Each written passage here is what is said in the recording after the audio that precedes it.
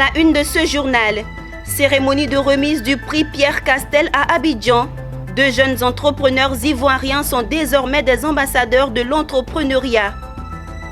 Le gouvernement de Côte d'Ivoire, à travers le ministère de la promotion de l'investissement privé et du développement du secteur privé et la République fédérale d'Allemagne, ont inauguré une unité de production de tests Covid-19.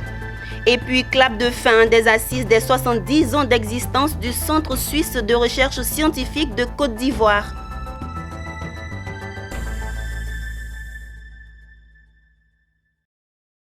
Bienvenue Madame, Monsieur, vous suivez le journal sur Business 24 Africa. Un mot sur l'entrepreneuriat pour débuter cette édition. La cérémonie de remise du prix Pierre Castel 2021 s'est tenue ce vendredi 10 septembre 2021 à Abidjan en présence d'un parterre de personnalités. À cet effet, 2 jeunes entrepreneurs ivoiriens sont désormais des ambassadeurs de l'entrepreneuriat. Attribué pour la première fois en 2018, le prix Pierre Castel a pour objectif de soutenir financièrement des projets qui contribuent au développement dans le secteur de l'agriculture et de l'agroalimentaire. Pierre Tebeu et Richard Akeke. 2 jeunes entrepreneurs ivoiriens seront désormais les ambassadeurs de l'entrepreneuriat pour les prix Pierre Castel au titre de l'année 2021. La gérante de PAM Holding, Bassing, Christelle Egg, qui remporte le premier prix au terme de l'audition des finalistes. Pour récompense, elle reçoit un chèque factice de 15 000 € et plusieurs autres lots. Et le second prix est revenu au fondateur de Cookie Labs Côte d'Ivoire, OG Seoulou, spécialiste dans l'analyse préventive des données. Il reçoit une récompense de 5 000 € des organisateurs. Le prix Pierre Castel contribue au développement dans les domaines de l'agriculture et de l'agroalimentaire. Notre défi consiste à mobiliser un certain nombre de moyens, financiers d'abord, mais aussi des moyens de formation, de manière à doter ces jeunes agripreneurs, comme on dit aujourd'hui, de suffisamment de ressources pour qu'ils puissent véritablement exploiter des terres, accompagner la transformation agroalimentaire de la Côte d'Ivoire. Une occasion pour le ministre d'État, ministre de l'Agriculture et du Développement rural, Adjoumani Kobena, président de la cérémonie, d'encourager les lauréats Pierre Castel pour son initiative à l'endroit des jeunes entrepreneurs. Du prix Castel qui pour nous est d'une importance capitale.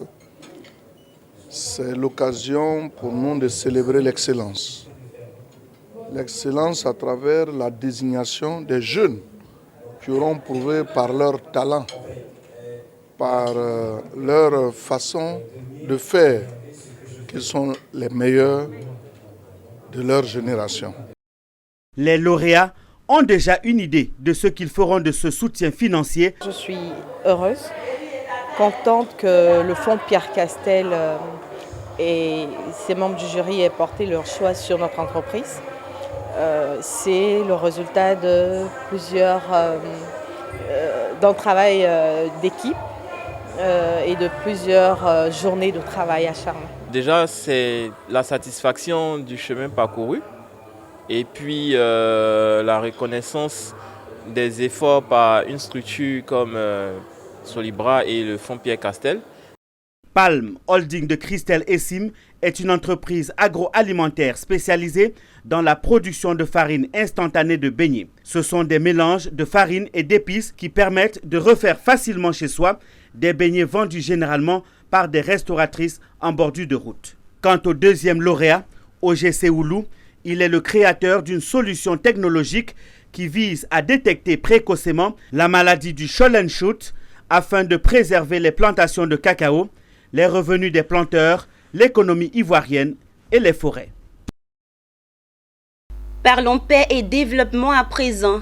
La Fondation Rosa Luxembourg a initié une table ronde sur les moyens d'action pacifique dans l'engagement civique et politique en Côte d'Ivoire. Cette rencontre a réuni la jeunesse des partis politiques, les organisations et associations, des étudiants, des leaders d'opinion.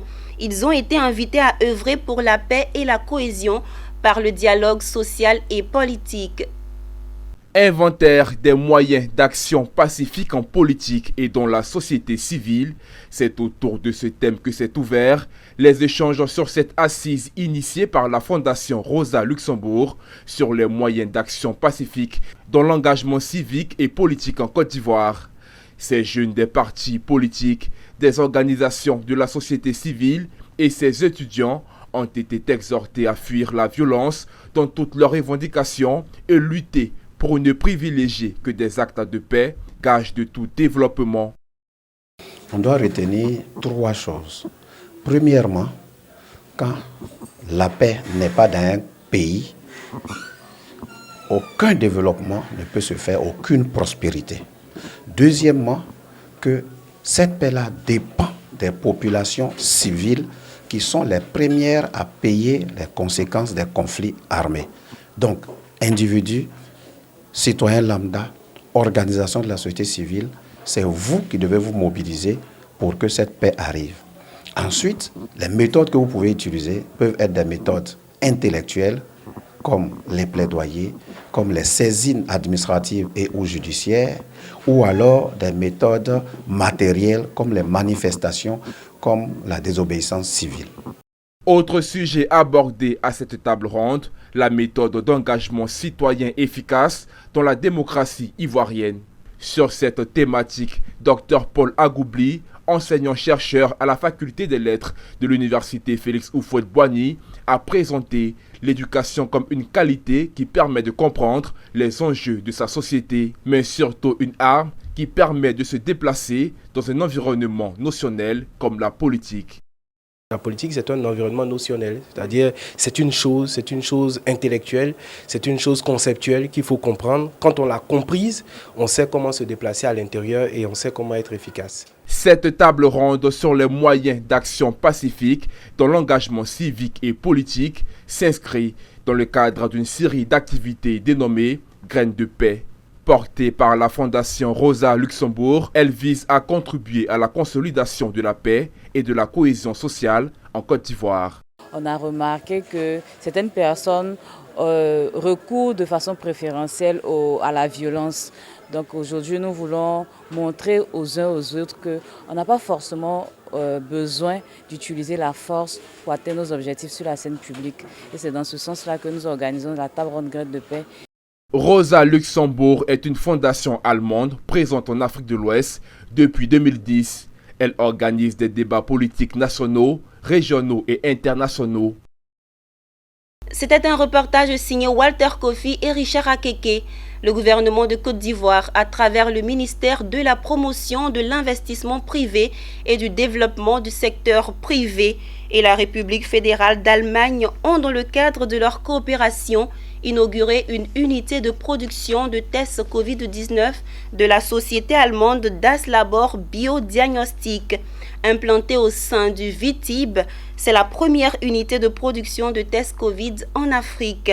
La cérémonie a eu lieu en présence des ambassadeurs Fulgence Canon, Ismaël Doza et Issa Badini. La Côte d'Ivoire a désormais une unité de production de tests Covid, la première en Afrique. Cette unité de production, réalisée par la société allemande Das Labor, est le fruit de la coopération ivoiro-allemande. Sa capacité de production sera de 10 à 15 000 tests par jour. Selon Philippe Mangou, ambassadeur de la Côte d'Ivoire en Allemagne, la réalisation de ce projet s'est faite sur 2 ans. Avec Das Labor aujourd'hui, c'est une société en plus.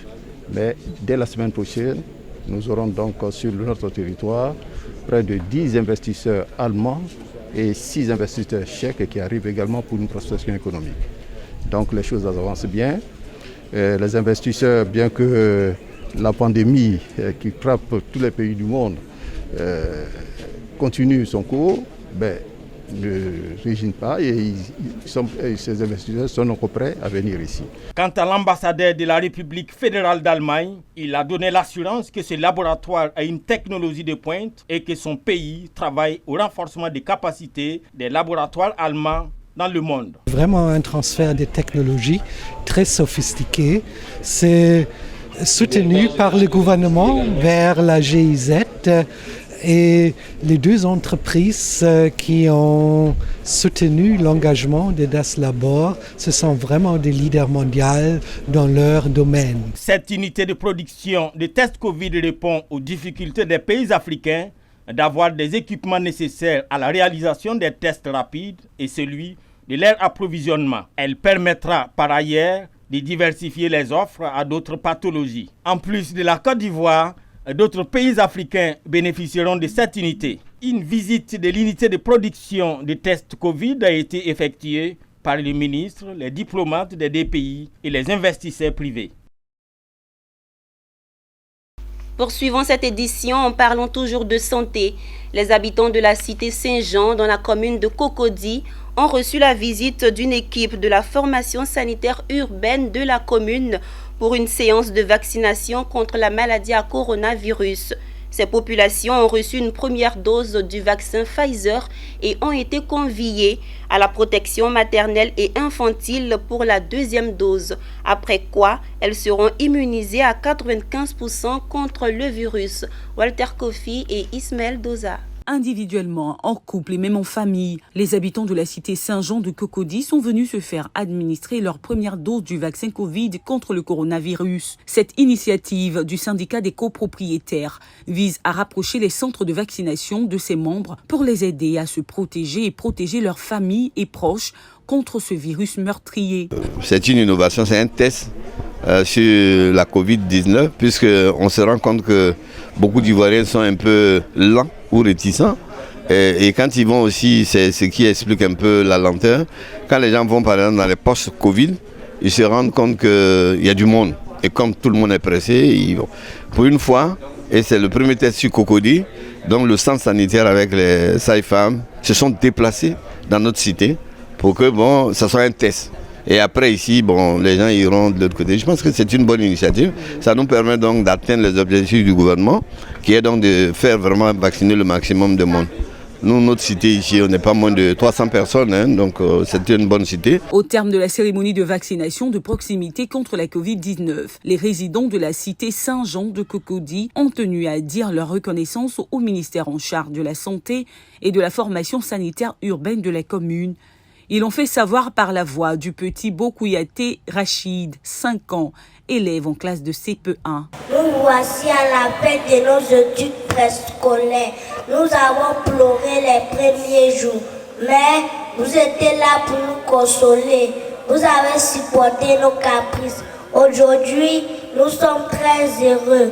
Merci de tout cœur pour ton amour à notre endroit. Nous garderons toujours dans notre cœur un souvenir des moments merveilleux passés avec vous. Au moment où nous rédigeons cet article, la Côte d'Ivoire a enregistré 127 nouveaux cas de contamination à la maladie Covid-19, 149 guéris contre 9 décès. Depuis l'apparition du virus en terre ivoirienne, 464 personnes décédées avec un pic ces dernières semaines. Face à ce triste constat, les autorités ivoiriennes exhortent les populations à la vaccination pour atteindre 6 500 000 personnes effectivement vaccinées d'ici fin 2021. Un taux seuil pour immuniser la Côte d'Ivoire contre la maladie. Je voudrais profiter de votre micro et au nom de Madame le DD de Cocody Benjerville, remercier Maître Kouyaté, le président du syndicat des copropriétaires, qui nous offre l'occasion de venir vacciner dans la communauté. Je voudrais vraiment lui dire merci. Pour se faire vacciner, il faut être âgé de 18 ans ou moins et ne pas avoir fait la maladie les derniers mois. Les femmes enceintes, les nourrices et les enfants sont exemptés du vaccin. En Côte d'Ivoire, aucun pharmacien n'avait atteint un niveau de responsabilité aussi élevé que le docteur Eugène Aka Awele, administrateur des affaires, ministre de la Santé et de l'Hygiène publique et aujourd'hui président du Conseil économique, social, environnemental et culturel de Côte d'Ivoire. Autant de responsabilités qui forcent l'admiration des pharmaciens réunis au sein de l'Ordre national des pharmaciens de Côte d'Ivoire. Cette semaine, une cérémonie de reconnaissance a été organisée pour l'honorer.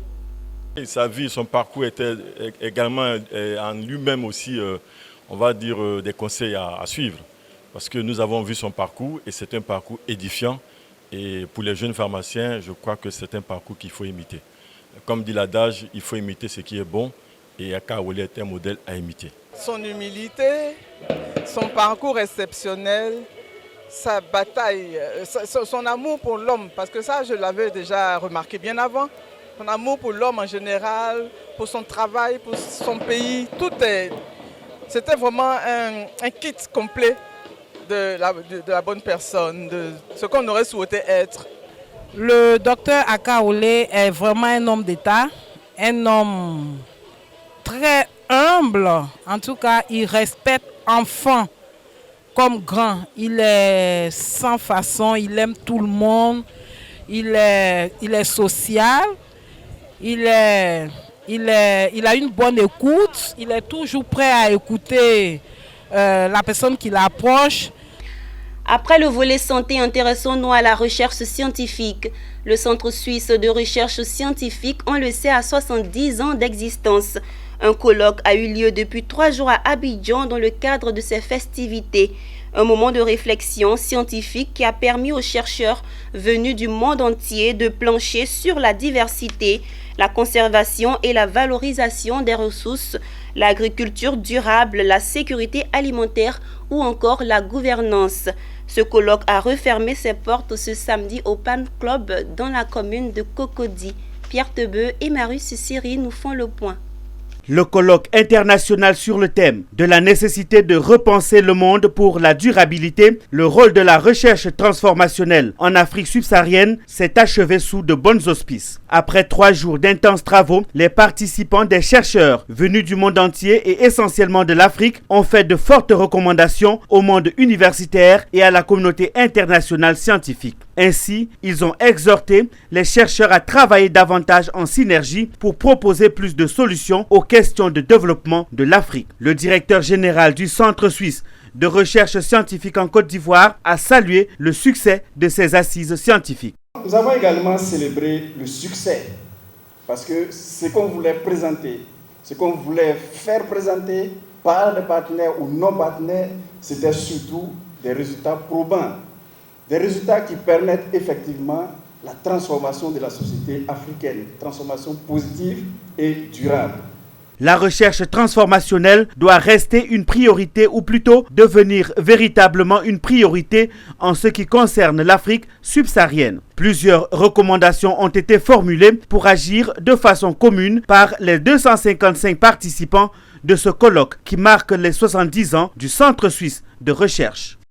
Une des recommandations aussi fortes, c'est le renforcement du leadership dans la recherche transformationnelle en Afrique et l'invitation du secteur privé à s'impliquer dans la recherche en investissant dans les laboratoires au sein des institutions, pourquoi pas de recherche, pour y conduire des recherches d'intérêt.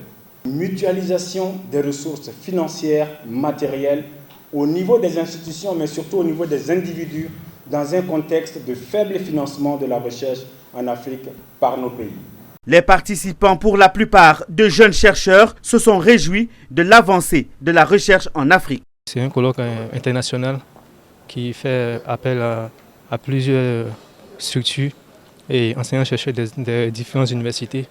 Je retiens un mot-clé, le mot transformationnel, qui soulève l'idée qu'il y a beaucoup de recherches qui ont été faites, mais là, il faut passer au niveau de la transformation. Il y a eu 2 grands thèmes.